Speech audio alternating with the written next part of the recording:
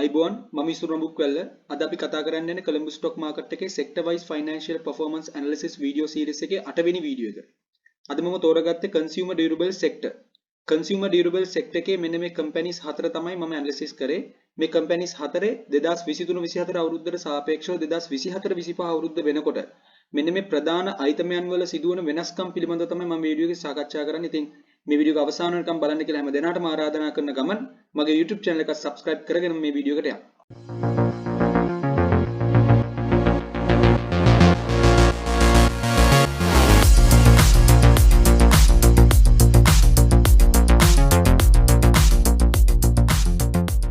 TJ Lanka PLC total earnings per share එක 2024 3.31 රුපියල් 1.755යි. ඒක 2025 3.31 වෙනකොට රුපියල් 3.788 දක්වා වර්ධනය වෙලා තියෙනවා. ඒ කියන්නේ total earnings per share එක අවුරුද්දක් ඇතුළත 150කින් වර්ධනය වෙලා. total dividends 2024 අවුරුද්දට 775ක් ගෙවලා තිනවා. 2025 අවුරුද්දට රුපියල් 2.735ක් ගෙවලා තිනවා. share price එක 2024 3.31 රුපියල් 37.60යි. ඒක 2025 3.31 වෙනකොට රුපියල් 51 දක්වා වර්ධනය වෙලා තිනවා. ඒ කියන්නේ share price එක අවුරුද්දක් ඇතුළත 36කින් වර්ධනය වෙලා. dividend yield එක 2024 3.31 price එකට අනුව 2%යි. 2025 3.31 price එකට අනුව 5%යි. net asset value එක 2024 3.31 රුපියල් 42.04යි. ඒක 2025 3.31 වෙද්දී රුපියල් 43.70 දක්වා වර්ධනය වෙලා තියෙනවා. ඒ කියන්නේ net asset value එක අවුරුද්දක් ඇතුළත 4%කින් වර්ධනය වෙලා. අපි බලමු 2025 9 වෙනි මාසේ 19 වෙනිදාට මේ කම්පැනි එකේ share price එක කීයද කියලා. රුපියල් 43යි. ඒ කියන්නේ පහුගිය මාස 6 ඇතුළත මේ කම්පැනි එකේ share price එක 16%කින් අඩු වෙලා. Ambient Holdings PLC total earnings per share එක 2024 3.31 රුපියල් 2.79යි. ඒක 2025 3.31 වෙනකොට රුපියල් 3.79 දක්වා වර්ධනය වෙලා තියෙනවා. ඒ කියන්නේ අවුරුද්දක් ඇතුළත total earnings per share එක 36කින් වර්ධනය වෙලා. total dividends 2024 අවුරුද්ද රුපියල් 1.70ක් ගෙවලා තිනවා. 2025 අවුරුද්දට කිසිදු dividend එකක් ගෙවලා නැහැ.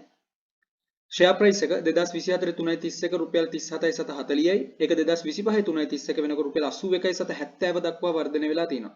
ඒ කියන්නේ share price එක අවුරුද්දක් ඇතුළත 118කින් වර්ධනය වෙලා. dividend yield එක 2024 3.31 price එකට අනුව 5%යි. 2025 0.0යි. net asset value එක 2024 3.31 රුපියල් 30.07යි. ඒක 2025 3.31 වෙනකොට රුපියල් 35.49 දක්වා වර්ධනය වෙලා තියෙනවා. ඒ කියන්නේ net asset value එක අවුරුද්දක් ඇතුළත 18කින් වර්ධනය වෙලා. අපි බලමු 2025 9 වෙනි මාසේ 19 වෙනිදාට මේ කම්පැනි එකේ share price එක කීයද කියලා. රුපියල් 122.50යි. ඒ කියන්නේ පහුගිය මාස 6 ඇතුළත මේ කම්පැනි එකේ share price එක 50කින් නැවත වර්ධනය වෙලා. Abans Electricals PLC මේක තමයි සුපිරිම share එක. ඇයි මං එහෙම කියන්නේ කියලා බලමුද? total earnings per share එක 2024 3.31 රුපියල් 85.85යි. ඒක 2025 3.31 වෙනකොට රුපියල් 97.87 දක්වා වර්ධනය වෙලා තියෙනවා. ඒ කියන්නේ total earnings per share එක අවුරුද්දක් ඇතුළත 114කින් වර්ධනය වෙලා. total dividends 2024ට රුපියල් 5ක් ගෙවලා තියෙනවා. 2025ට රුපියල් 10ක් ගෙවලා තියෙනවා. share price එක 2024 3.31ට රුපියල් 159.50යි. ඒක 2025 3.31 වෙනකොට රුපියල් 386.75 දක්වා වර්ධනය වෙලා තියෙනවා. ඒ කියන්නේ share price එක අවුරුද්දක් ඇතුළත 142කින් වර්ධනය වෙලා. ඊටම දැවැන්ත වර්ධනයක්. තාම ඉවර නැහැ. අපි ඉස්සරහට බලමු. dividend yield එක 2024 3.31 price එකට අනුව 3යි. 2025 3.31 price එකට අනුව 3යි. net asset value එක 2024 3.31 රුපියල් 443.48යි. ඒක 2025 3.31 වෙද්දී රුපියල් 530.33 දක්වා වර්ධනය වෙලා තිනවා. ඒ තමයි දැවැන්ත වර්ධනයක්. ඒක අවුරුද්දක් ඇතුළත 120ක වර්ධනයක්. බලමුද 2025 9 වෙනි මාසේ 19 වෙනිදාට මේ කම්පැනි එකේ share price එක කීයද කියලා. රුපියල් 1051.80යි. විශ්වාස කරනවද? ඒ කියන්නේ පහුගිය මාස 6 ඇතුළත විතරක් මේ කම්පැනි එකේ share price එක 172කින් නැවත වර්ධනය වෙලා තියෙනවා. හිතන්න 2024 3.31 ඔයා ඉන්වෙස්ට් කරලා තිබ්බනම් රුපියල් 155.50 ගානේ දැන් ඔයා විකුණන රුපියල් 1000ක් පැනලා. ඊටමත් valuable share එකක් මේක. මේකට හේතුව ඔයගොල්ලෝ හොඳට බලන්න මේ chart එක දිහා. ඔයගොල්ලන්ට බැලුවම තේරෙයි බලන්න 2024 3.31 share price එක කීයද කියලා. රුපියල් 159.50යි. ඒ වෙලාවේදී මේ share එකේ ඇත්ත වටිනාකම රුපියල් 443.48යි. ඉතින් මෙච්චරක් වටිනාකමක් තියෙන share එකක් මේ ගානට යන්න ප්‍රධාන හේතුව තමයි රටේ තිබ්බ ඒ කියන්නේ මේ කම්පැනි එකේ බාහිර පරිසරයේ සිදුවෙන බලපෑම් තමයි ඒ සිදුවීම. එහෙම නැතුව මේ කම්පැනි එකේ තියෙන අඩුපාඩුවක් නෙමෙයි. බලන්න ඉන්වෙස්ටර්ස්ලා බාහිර පරිසරය තියෙන බලපෑම ඒ බලපෑම විසදෙද්දී ටිකෙන් ටික විසදෙද්දී මේ net asset value එක සහ මේ share price එක අතර තියෙන gap එක fill කරන විදිය පේනවා.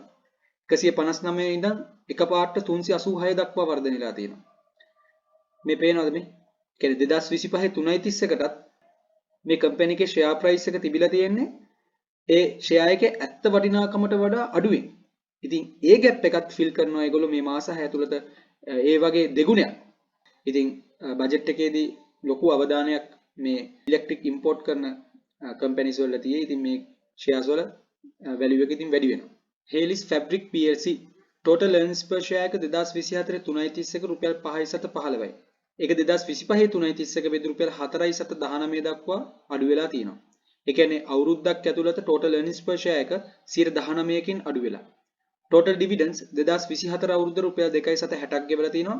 2025 අවුරුද්දට රුපියල් 1.85ක් ගෙවලා තිනවා. share price එක 2024 3.31 රුපියල් 41.10යි. ඒක 2025 3.31 වෙද්දී රුපියල් 45 දක්වා වර්ධනය වෙලා තිනවා. ඒ කියන්නේ share price එක අවුරුද්දක් ඇතුළත 9%කින් වර්ධනය වෙලා. dividend yield එක 2024 3.31 price එකට අනුව 6යි. ඒක 2025 3.31 price එකට අනුව 4යි. net asset value එක 2024 3.31 රුපියල් 24.11යි. ඒක 2025 3.31 වෙද්දී රුපියල් 27.31 දක්වා වර්ධනය වෙලා තියෙනවා. ඒ කියන්නේ net asset value එක අවුරුද්දක් ඇතුළත 13%කින් වර්ධනය වෙලා. අපි බලමු 2025 9 වෙනි මාසේ 19 වෙනිදාට මේ කම්පැනි එකේ share price එක කීයද කියලා. රුපියල් 43.20යි. ඒ කියන්නේ පහුගිය මාස 6 ඇතුළත මේ කම්පැනි එකේ share price එක 4%කින් අඩු වෙලා හොඳ අවස්ථාවක් මේ කම්පැනි එකේ ඉන්වෙස්ට් කරන්න. ඉතින් අනාගතයේදී අනිවාර්යයෙන්ම මේ share එකට හොඳ value එකක් එයි. අපි බලමු. එහෙනම් මේක තමයි මගේ analysis එක. එහෙනම් අපි ඊළඟ වීඩියෝ එකේදී හම්බෙමු. Thank you.